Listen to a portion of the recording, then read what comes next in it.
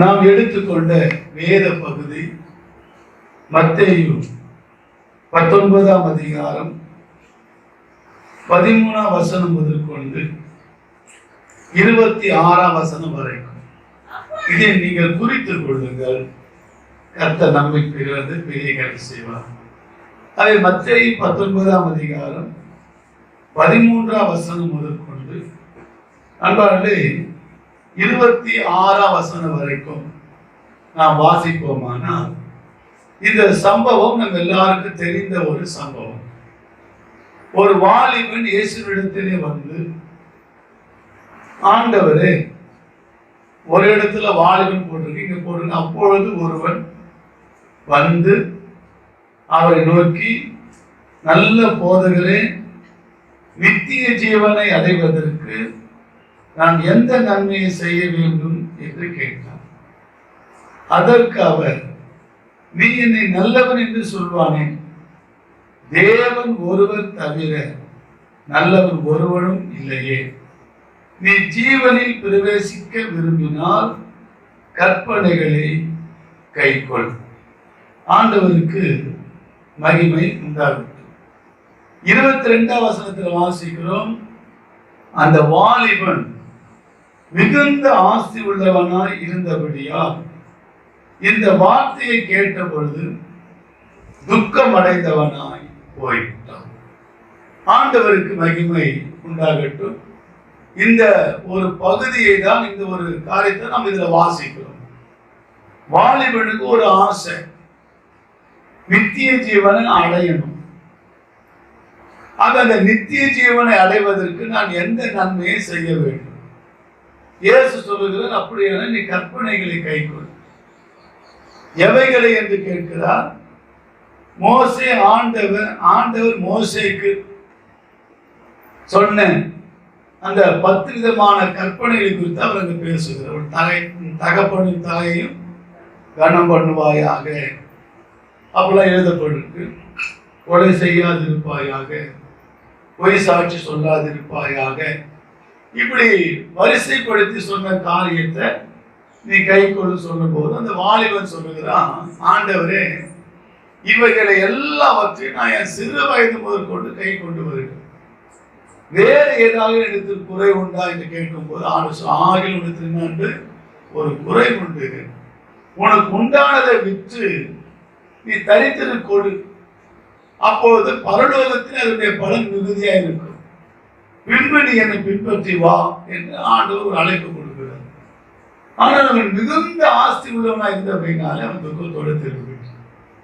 இப்ப உடனே இயேசுவோடு கூட இருந்த அவருடைய சீஷர்கள் இயேசுவை பார்த்து கேட்கிறாங்க, அப்படியானால் ஆண்டவரே, யார் பரலோக ராஜ்யத்தில் பிரவேசிக்க முடியும்? கவனிப்பா, அவர் அப்படியே உட்கார தம்பி.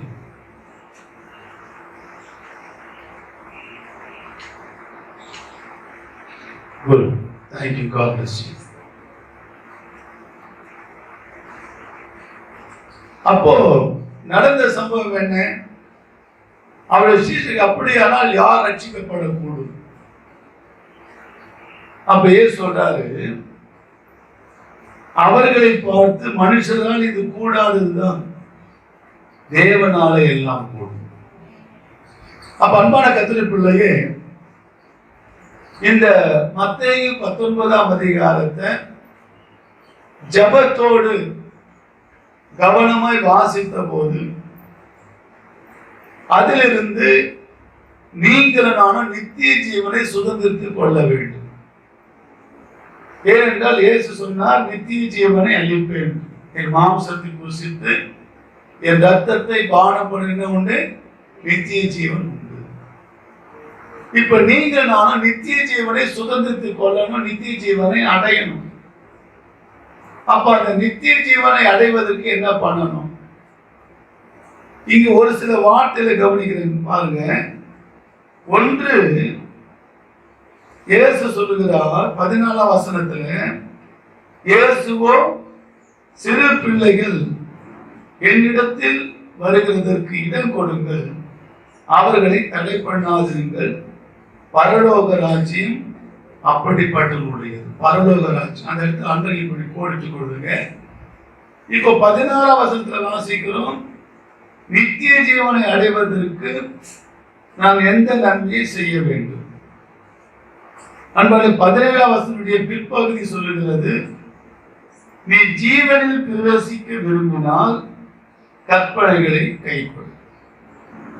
அதை தொடர்ந்து 21ஆம் வசனத்துல வாசிக்கிறோம், நீ பூரண சற்குணனா இருக்க விரும்பினால் போய் உனக்கு உண்டானதை விற்று தரித்திருக்கொடு, அப்பொழுது பரலோகத்தில் உனக்கு பொக்கிஷம் உண்டாது. அந்த வார்த்தையில் கவனிங்க, பரலோக ராஜ்யம் அவர்களுடைய ராஜ்யம் அவர்களுடையது.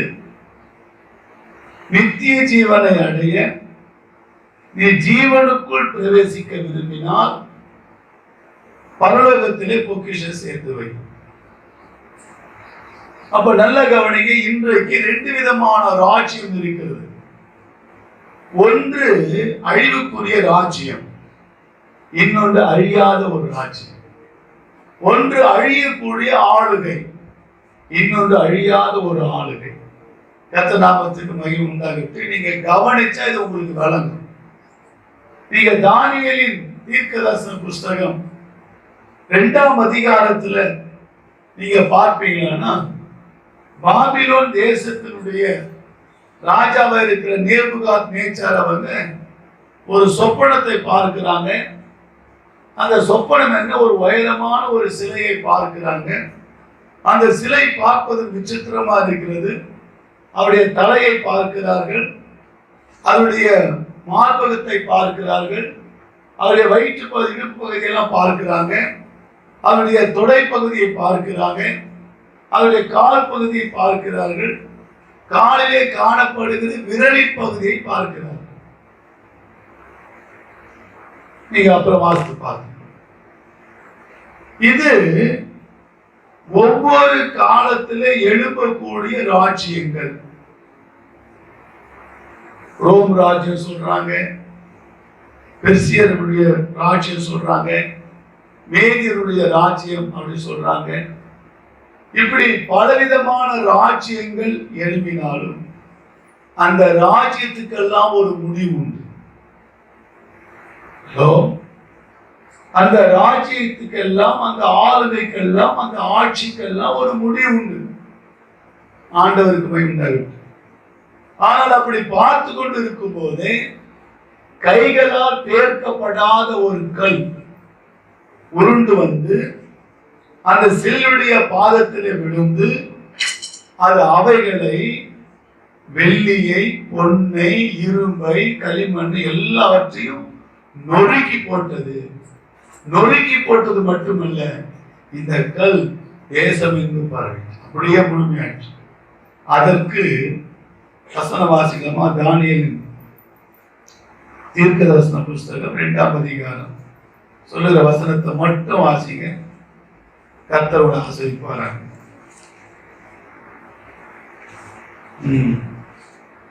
44ஆம் வசனம் வாசிங்க. 2:44 வாசிங்க.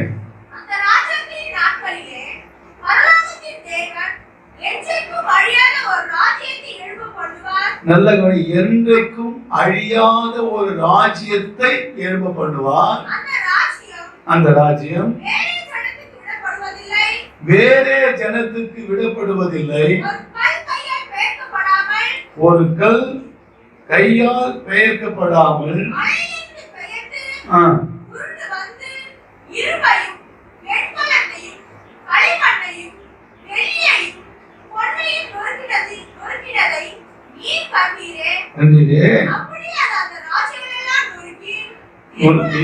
நிர்மலமாக்கி தானோ, வார்த்தை ரொம்ப முக்கியம், தானோ எந்தெந்தைக்கும் நிற்கும். அல்லேலூயா. அந்த ராஜ்யம் தான் தேவராஜ்யம். பரலோகம் இன்ப நாடு, மகிமையும் கிருபையும் உண்டு, மீட்பும் காணவா நிற்குதே. பரலோகம் இன்ப நாடு, பரலோகம் இன்ப நாடு மகிமையின் கிருபையும் உண்டு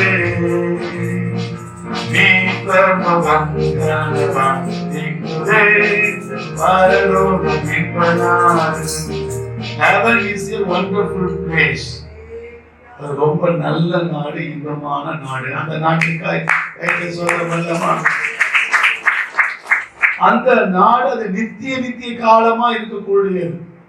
அந்த வசனத்துல வாசிக்கிறோம், நிர்மூலமாக்கி அப்படியே அது அந்த ராஜ்யங்களை எல்லாம் நொறுக்கி நிர்மூலமாக்கி தானோ என்றென்றைக்கும் நிற்கும். அல்லேலூயா. அந்த ராஜ்யம் அழியாத ராஜ்யம். அந்த ராஜ்யத்துக்கு முடிவே இல்லை. அந்த ராஜ்யத்துக்கு தான் நம்ம நித்திய ராஜ்யம் சொல்றோம், நித்திய ஜீவன் சொல்றோம்.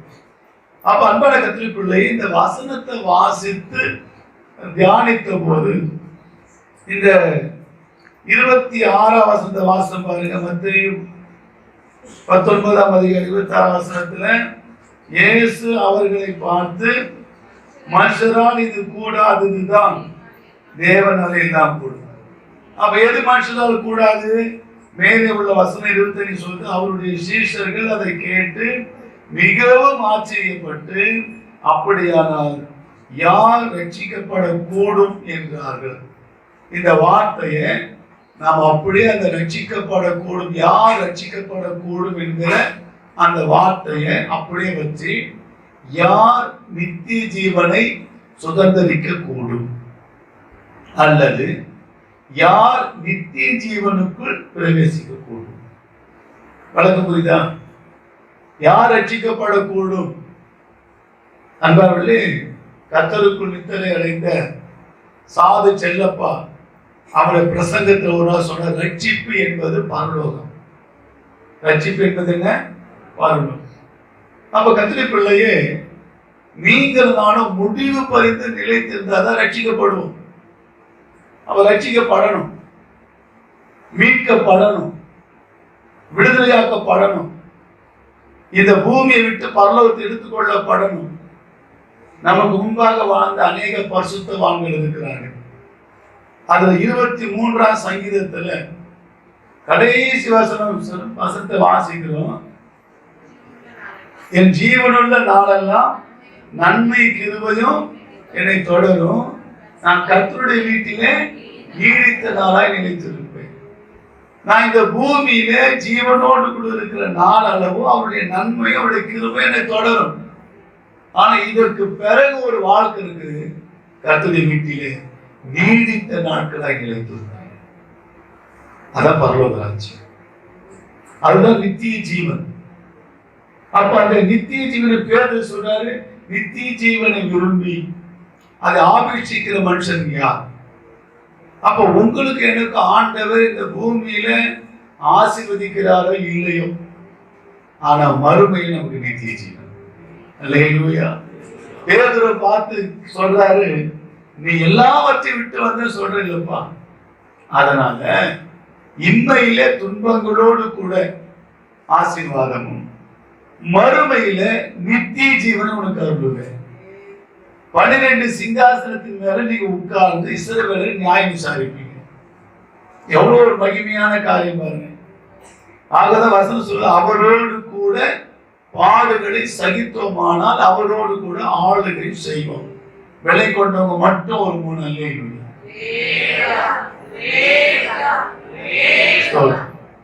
அப்ப அன்பானவர்களே, ஏனென்றால் இயேசு சொல்லுகிறார் மத்தேயு 7ஆம் அதிகாரத்துல, ஒருவர் என்னை நோக்கி கர்த்தாவே கர்த்தாவே என்று கூப்பிட்டாலும், உங்க நாமத்தில பிசாசுகளை துரத்தினோம், உங்க நாமத்தினால் தீர்க்க தரிசனங்களை உரைத்தோம், உங்களுடைய நாமத்தால் வியாதிகள் எல்லாம் குணமாக்கினோம். Heal in the name of Jesus. அதான் சொன்னோம், வியாதி எல்லாம் குணமாச்சாங்க. அக்கிரம செய்கைக்காரரே என்னை விட்டு அகன்று போ. பிதாவின் சித்தத்தின்படி செய்கிறவனே எல்லாமே என்னை நோக்கி கர்த்தாவே கர்த்தாவே என்று கூப்பிடுகிறவன் பரலோக ராஜ்யத்துல பிரவேசிக்க முடியாது. அப்ப நீங்க நான் எங்க போனோம்? இத்தனை பிரயாசங்களை வீணாப்பட்டீர்கள் என்று பவுல் புலம்புகிறார். கலாத்தியர் சபையை பார்த்து சொல்றாரு, ஐயோ இயேசு சிலுவையில் அறையப்பட்டவராய் பிரத்யட்சமாய் உங்களுமாய் தரிசனமாக்கப்பட்டாரே, இவ்வளவு சீக்கிரம் அவரை விட்டு விலகிட்டீங்களே, அவரை விலகும்படியா உங்க மனதை மயக்கினவன் யார்? சபை மயங்கி போயிருக்கு. இன்னைக்கு முதல் மயக்க அங்க வந்துடுச்சு. எங்க எங்க வந்துச்சு?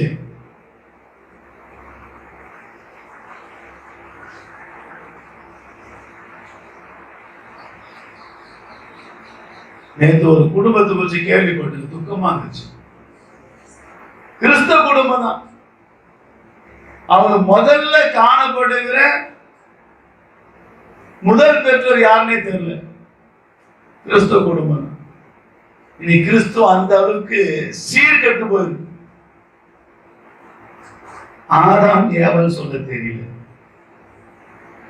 சிந்திச்சு பாருங்க.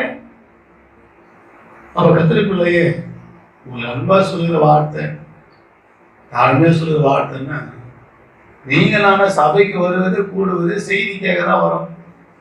ஒரு பக்கம் ஆண்டுக்கு நன்றி சொல்ல, இன்னொரு பக்கம் செய்தியை கேட்டு அந்த செய்தி மூலமா நம்ம எந்த அளவுக்கு நாம் நம்மளை மாற்றிக்கொள்ள வேண்டுமோ அந்த அளவுக்கு ஒரு மாற்றிக்கொள்ளணும். ஒரு மறுரூப வளர்ச்சி நமக்குள்ள காணப்படணும்.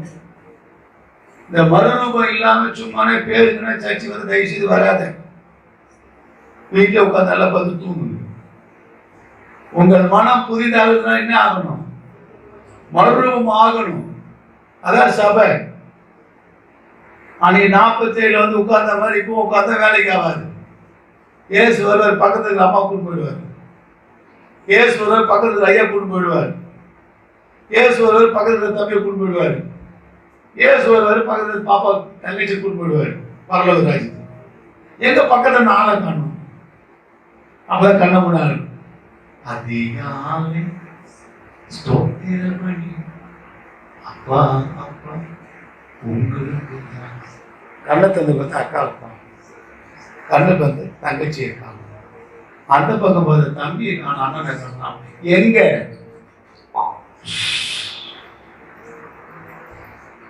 ஒரு இமைப்பொழுது ஒரு நிமிஷத்துல நாம் மறுரூபமாக்க முடியும்.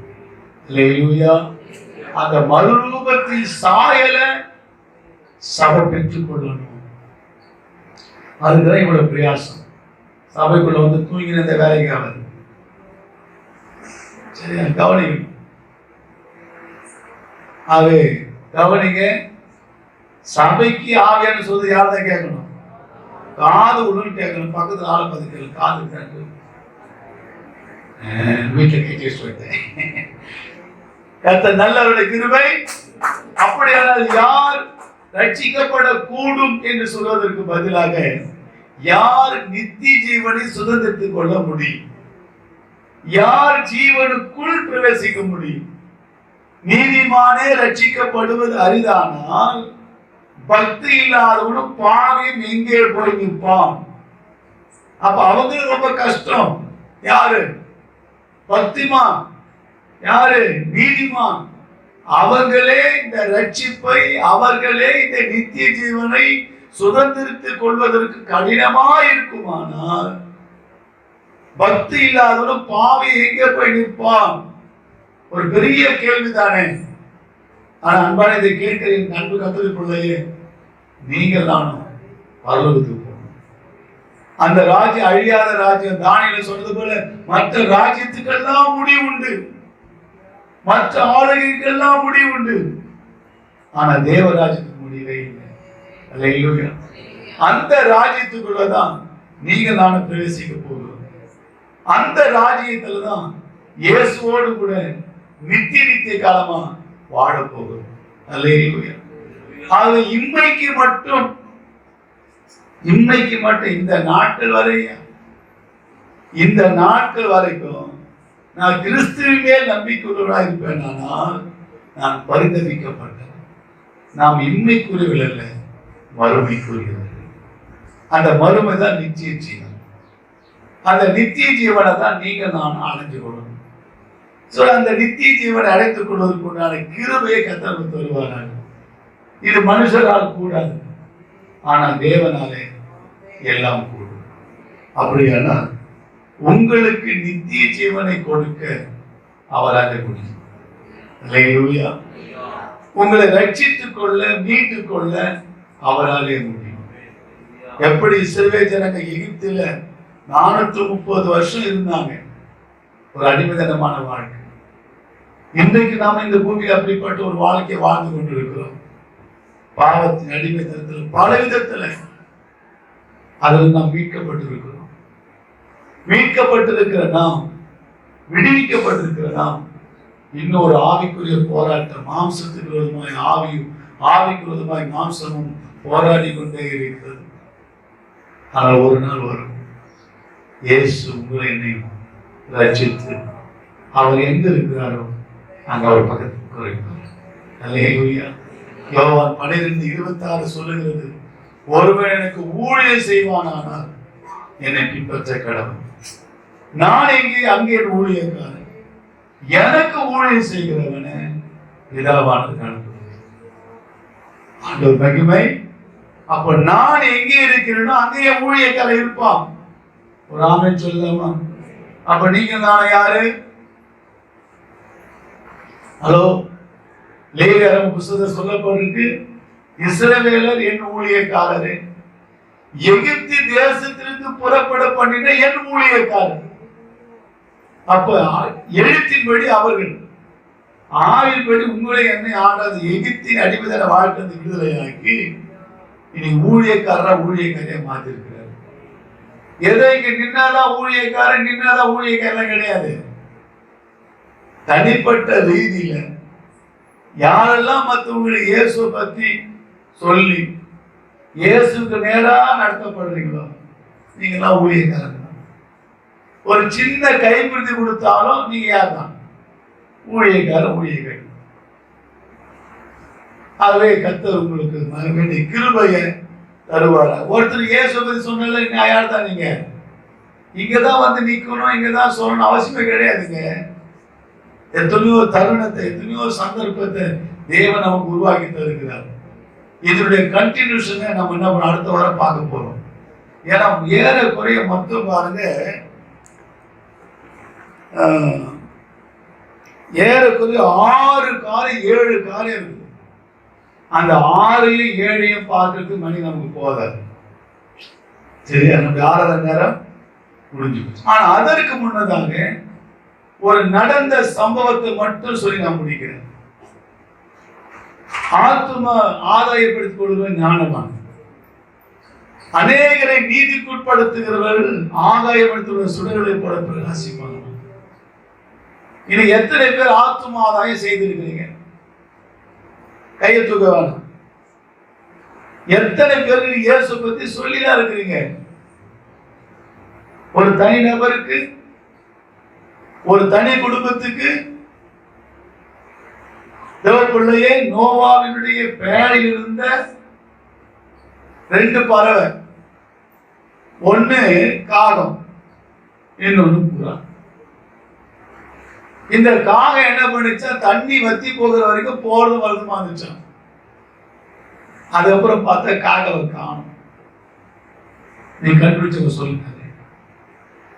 அடுத்தது பார்த்தா புறா அனுப்புறாரு. புறா போச்சு, நான் உள்ளங்கால் வைத்து இணைப்பாரு ஒரு இடையில மறுபடியும் திரும்பி அங்கே வந்துடுச்சு. மறுபடியும் அனுப்பின போது அது ஒளிவு இலையை கொண்டு வந்தது. அல்லேலூயா. நோவாவுக்கு ஒரு நம்பிக்கை கொண்டு வந்தது. அப்போ ஒரு சாதாரண ஒரு புறாவே, பரலோக ராஜ்யத்துக்கு சொந்தம் இல்லாத ஜீவனில்லாத அந்த புறாவுக்கே ஒரு வைராகி இருக்குமானா, இன்றைக்கு அன்னைக்கு நோவா புறாவை அனுப்பினது போல இந்த நாட்களை கர்த்தர் உன்னை என்னை ரட்சித்து அபிஷேகித்து இன்னைக்கு உலகத்தை மத்தியில் அனுப்ப, இதோ ஆடுகளை ஓநாய்களுக்குள் அனுப்புறது போல அனுப்புறேன்னு சொன்னாரு இயேசு. அவருக்காக நீங்கள் நான் என்ன செய்திருக்கிறோம்? இன்னைக்கு கால செல்லாத கத்தோலிக்க பிள்ளைய நான் ஏற்கனவே சாட்சி சொல்லுவேன். ஒரு வார்த்தையை பேசி, ஒரு வார்த்தையை ஆரம்பித்து, ஒரு வார்த்தையை முடிப்பதற்கு பல மணி நேரங்களாகும், பல நிமிடங்களாகும். உங்களுக்கே தெரியும். பிரசங்கி என்கிற புஸ்தகத்தை சொல்ல எனக்கு வாய வராது.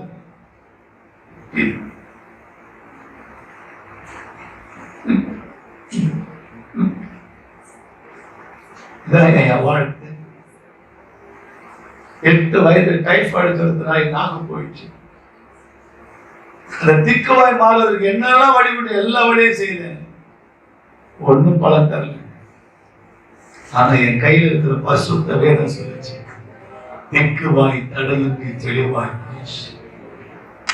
ஒவ்வொரு நாளும் அதிகாலை 4 மணிக்கு 5 மணிக்கு எழுந்து முழங்கால் படிட்டு என் நாக்கு ஆண்டவர் காமிச்சு சொல்லுவோம், ஆண்டவரே திக்குவாய் தடையின்றி தெளிவாய் பேச சொன்னீங்களப்பா, அந்த வல்லமையை நாட்களை கட்டளையிடுங்க. நான் போகிற வருகிற இடத்துல உண்மை பத்தி நான் சரளமா பேசணும், உங்களுடைய வசனத்தை சொல்லணும் சொல்லி ஒவ்வொரு நாளும் ஜெபிச்சேன். அவன் இப்ப திக்குவாய் மாறி போச்சு சொல்லல இருக்கு. ஆனா என் ஆண்டவர் 199% ஒன்றெல்லாம் மாற்றி அவருடைய வார்த்தையை தைரியமாய் பிரசங்கிக்கிறேன்.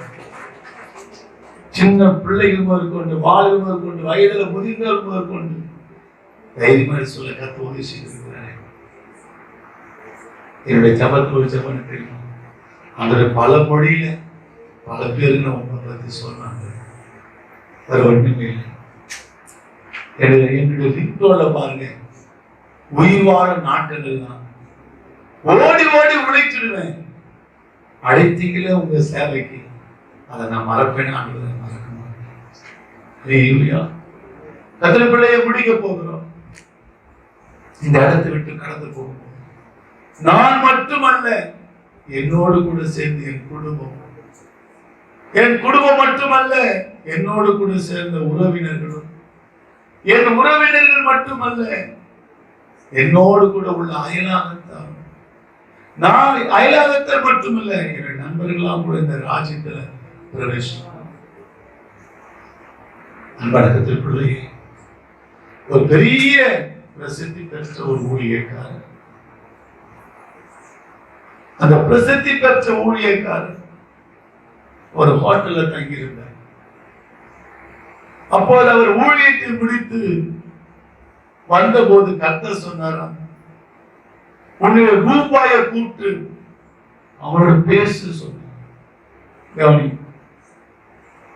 உன்னுக்கு பணிவிடை செய்யும்படியா வருகிற அந்த மகனோடு பேசுனா.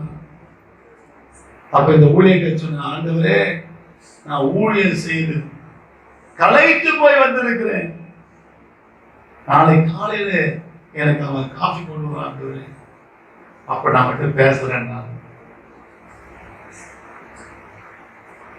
மறுபடியும் சொல்ற கர்த்தர் ரூபாய்க்கு பேசுனார். ஆண்டவரே தயவு செய்து மன்னித்துக் கொள்ளுங்க, பொறுத்துக் கொள்ளுங்க, நாளைக்கு காலையில அவன் வருவான், அவர்கிட்ட நான் பேசுவேன் சொன்ன. ஆண்டு விட்டுட்டாரு. ஏன்னா அவருடைய ஆவி எப்போதுமே சொல்லிட்டு போராடவே மாட்டாரு. சொல்லி சொல்லி பார்ப்பாரு, கேட்டு கேட்டு பார்ப்பாரு, இல்லைன்னா விட்டுருவாரு. அதுக்கப்புறம் வண்டி எங்க போயிட்டு கத்துக்கிறது.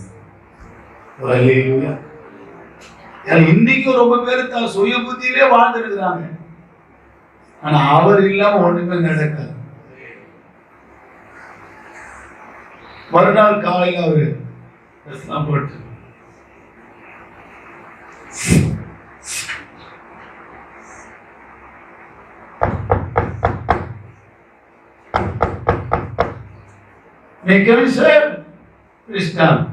பார்த்தா வேற ஓட்டுவாங்க. அப்ப இவரு கேட்கிறாரு, தம்பி வழக்கமா வருகிற தம்பி எங்கன்னு கேட்கிறாரு. அவர் சொன்னார், ஐயா பக்கத்து ரூம்ல நேற்று இரவு 12 மணிக்கு அவன் தூக்கு மாட்டு சேர்த்துட்டான். அந்த ஊழியர் சொன்ன, அந்த கொலைக்கு காரணம் நான். நேற்று இரவிலும் இங்க வந்து முடிச்சிட்டு போகும்போது ஒரு தம்பிக்கு சுவிசேஷத்தை சொல்லிட்டு சொன்னேன், இன்னைக்கு நீ நான் பார்க்கிற தம்பி, நாளைக்கு நீ என்ன பார்ப்பியோ அல்லது நான் உன்னை பார்ப்போன்னு தெரியாது, இன்றே ரட்சிக்கிறான். இந்திய அனுபவித்தா இயேசுவை நீ ஏற்றுக்கொள்கிறாயான்னு கேட்டபோது ஏற்றுக்க சொன்னார். இரவில் அந்த தம்பிக்காய் ஒருமனப்பட்டு ஜெபிச்சு இயேசுவை என் பாவ பரிகாரி, என் பாவத்துக்காக தான் அவர் வந்தாரு, என் பாவத்துக்காக தான் சிலுவை அணியப்பட்டாரு, என் பாவத்துக்காக தான் ரத்தத்தை செஞ்சார் சொல்லி அறிக்கை பண்ண வச்சு அவர் தேவனுடைய குமாரன், அவர் திரும்பவும் வரப்போகிறார் என்று சொல்லி ஜெபித்து விட்டு கடன் செல்ல கற்போது இன்னைக்கு உண்மை என்னை கடந்து எத்தனையோ பேர் போய் கொண்டு வந்து கொண்டிருக்கீங்க. நீங்கள் நினைக்கூடாது யாரோ நம்மளோட பழகு சும்மா இல்லைங்க. ஆண்டவர் கொண்டு வந்து உங்களை நிறுத்துறாரு. அவர் கூட ஏன் தெரியுமா? அவங்களுக்கு இந்த இயேசு பிரசங்கிக்கப்படும். நான் சொல்ல பாரு, மகள் சின்ன மகள் பீங்களா நகர்ந்து போகிற சமயத்துல இந்த வேர்க்கல்ல ஒரு பருப்பு உள்ள போயிடுச்சு. கண்ணெல்லாம் மேல போயிடுச்சு. பிள்ளைக்கு கண்ணுல இருந்து தனியா வருது. அப்ப பாக்குறேன், கையில வச்சுக்கிறேன், எனக்கு என்ன செய்யுதுன்னு தெரியல. வாய்க்குள்ள விரல் விட்டு பாரு, தொண்டைக்குள்ள இருந்த வேர்க்கல்ல இன்னும் கொஞ்சம் உள்ள அளவு போயிடுச்சு. என்ன செய்யுதுன்னு தெரியல. ஏன்னா மனுஷன் தானே. ஒரு ஜாப் பண்ண ஆண்டவரே, இந்த மகள் வயிற்று இருக்கும் போதே உங்களுடைய ஊழியத்துக்காக பிரசன்னம் பண்ணியிருக்கிறோம். நல்லா படிக்க வைக்கணும், நல்ல மிஸ்டரியா போய் ஊழியம் செய்யணும் அப்படி சொல்ல ஜெபிச்சுட்டு ஆண்டவரே, எனக்கு ஒரே ஒரு ஆசை ஆண்டவரே, அந்த பிள்ளை பேச தொடங்கி யாருக்காயும் வருது. இயேசு ஜீவிக்கிறார், இயேசு ரட்சிக்கிறார், இயேசு விடுவிக்கிறார், இயேசு வரப்போகிறார் என்கிற ஒரே ஒரு வார்த்தை மட்டும் சொல்லிக்கிட்டு செத்து போட்ட ஆண்டவர் அப்படின்னு வேற ஜபனம் இல்லைங்க. வேலைக்கு போகணும், சம்பாதிக்கணும், கை நிறைய கொண்டு வந்து கொடுக்கணும் ஆசை கிடையாது. ஆனா எங்களுக்கு எல்லாருக்கும் ஒரு ஆசை, ஊழியம் செய்து சேர்த்து இயேசு.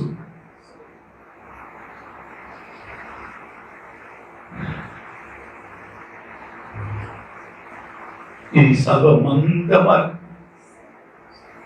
நம்ம சபைக்கு பேர் அப்போஸ்தல கிறிஸ்தவ சபைங்க. அது அனுப்பப்பட்டது. Go to Madras அப்படின்னு ஜீசுல இந்த கத்தல் பேசி அனுப்பப்பட்ட சபை தானே. இன்னைக்கு அது பரம்பு செதறி அந்த சபையினுடைய கிளையா நீயமான அந்த சபையினுடைய அங்குகளா நம்ம இருக்கிறோம். இனி கத்த ஒண்ணு செய்ய சொன்னா நம்ம எப்படி இருக்கிறோம், அனுப்ப சொன்னா போக சொன்ன எப்படி இருக்கிறோம். உடனே ஆண்டு சொன்ன தண்ணி கொடுப்பான்னு தண்ணி கொடுத்தேன், குடிச்சுட்டு அந்த பிள்ளைய உயிர் திரும்ப வந்தது. என் ஆண்டவருக்கு இப்ப அந்த பிள்ளை பாட்டு பாடுது, ஆரம்பம் நீங்க தான் வரணும். சூரியனத்தை வரல கூட்டு ரொம்ப அதிகம் நான் ஃப்ரெஷ் பண்ண முடியும். அந்த பிள்ளை சூழ்நிலை இப்ப நல்ல கவனிங்க. இப்ப சமீபத்தில் என்னை கேட்டுச்சு, டாடி அன்னைக்கு சொன்னீங்களா அதானா இது அப்படின்னு கேட்டுச்சு. அது இல்லம்மா, அந்த கட்டத்துல நீ தாண்டிட்ட. நம்ம தம்பி செல்வன் ஒரு தம்பி பைபிள் காலேஜ் எம்டி ஜெகனையா ஒரு நடத்துற தம்பி, அவர் ஒரு நாள் சொன்னார், எரேமியாவுக்கு 3 விதமான கட்டம்.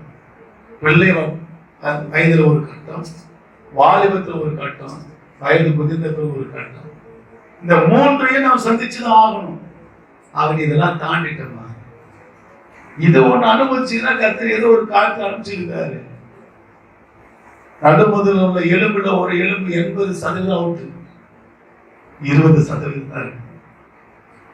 எந்த சந்தர்ப்பத்தில் என்ன நடக்கணும் தெரியாது. ஆனா அந்த மகள் ஒன்னே ஒன்று, உன் எலும்புகளை இனமுள்ளதை ஆக்குவேன் நீங்க வாக்கு பண்ணீங்க. அதெல்லாம் பிடிச்சு வாழணும். அவங்க முகத்தில் நீங்க அந்த அறிகுறியே பார்க்க முடியாது. அந்த பயத்துக்கு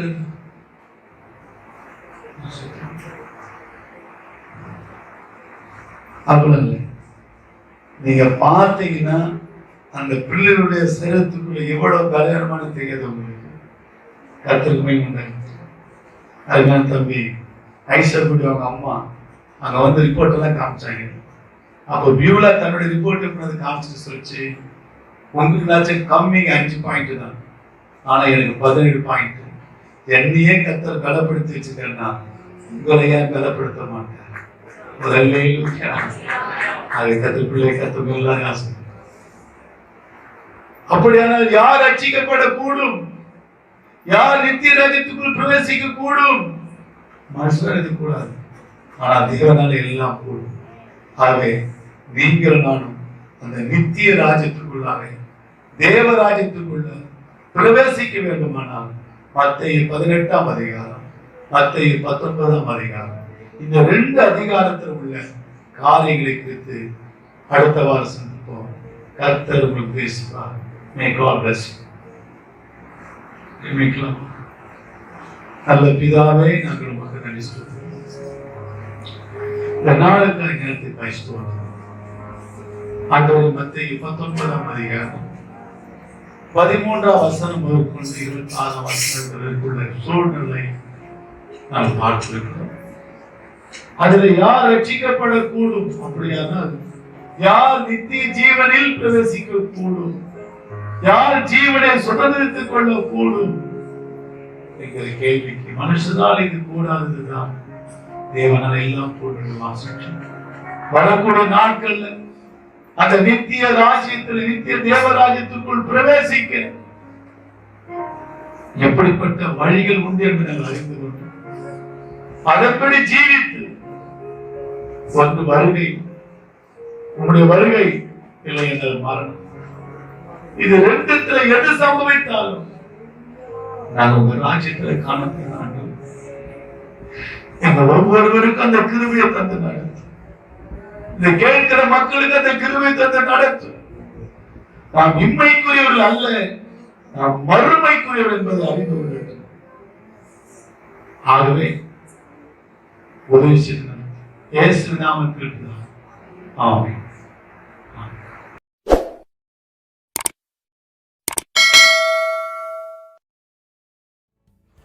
அன்பான சகோதர சகோதரிகளே, இச்செய்தியின் மூலம் நீங்கள் பெற்றுக்கொண்ட ஆசீர்வாதங்களை எங்களோடு கூட பகிர்ந்து கொள்ளுங்கள். தொடர்பு கொள்ள வேண்டிய முகவரி அப்போஸ்தல கிறிஸ்துவ சபை, எண் 1, பல்லாவரம் மெயின் ரோடு, மணஞ்சேரி, குன்றத்தூர், சென்னை 6,69,000. தொலைபேசி எண் 9841888791. தேவன் தாமே உங்களை ஆசீர்வதிப்பாராக. ஆமேன்.